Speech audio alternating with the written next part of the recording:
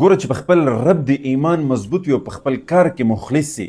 نو جهاز به درپسې الله جل شانه ایرپورټ ته 3 ځل را واپس کوي. په سکرین باندې چې کوم سړی تاسو ښکاري د ده نوم دی عامر القذافي، دی د لیبیا او دا کال د حج ته اراده کړې وه، خپل کاغذونه یې جمع کړه، خپل ټول ترتیبات یې برابر کړه، خو چې ایرپورټ ته راورسېدو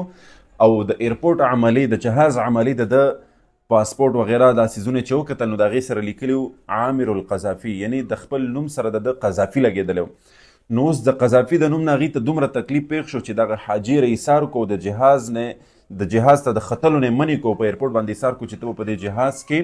ته سفر نه کې، دا زموږ د قانون خلاف دی چې تا د خپل نوم سره قذافي لیکلی دی. نو اوس دا سړی چې په جهاز بند شو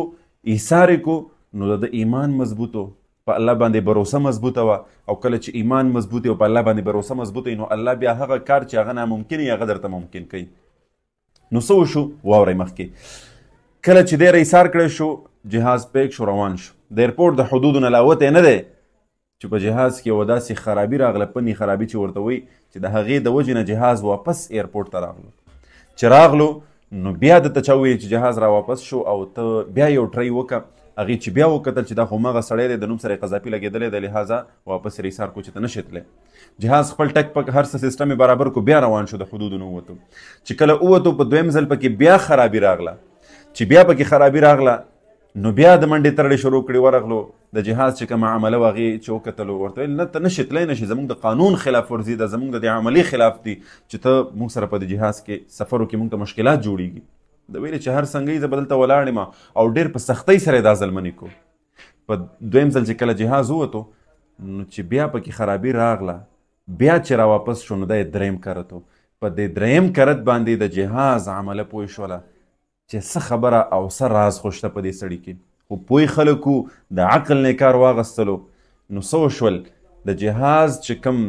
پایلټ دی هغه بالخصوص پیغام جاری کو چې تر کمې په دې جهاز کې عامر القذافي زموږ سره ناست نه دا جهاز به دغسې مخکې ځي او راواپس کېږي به، او لا د دې خبرې هم چانس شته چې موږ د یوې لویې حادثې سره مخ شو. نو د جهاز عمله ډېر په عزت او تکریم سره راغله او ډېر په عزت او اکرام سره عامر القذافي اوچت کړو، ځان سره په جهاز کې کېنولو او لاړو د حج په سفر باندې روان کو. سبحان الله، دا زمونږ او ستاسو دپاره یو ډېر لوی عبرت او یو ډېر لوی د سبق مقام دی چې په هر کار کې خپل عزم خپل اراده دا مضبوطه ساتئ، په خپل رب باندې توکل دا مضبوط ساتئ. نو الله جل شانه به هغه کارونه چې هغه ناممکنه دي د دنیا په نظر کې، زما او ستا په نظر کې، هغه به درته ممکن کوي. ځکه کوم رب چې د ابراهیم علیه السلام پرورش په اور کې کوي او په اور کې د هغه حفاظت کوي او اور ورته ګلې ګلزار کوي، او کوم رب چې د یونس علیه السلام حفاظت د مۍ په خېټه کې کوي، او کوم رب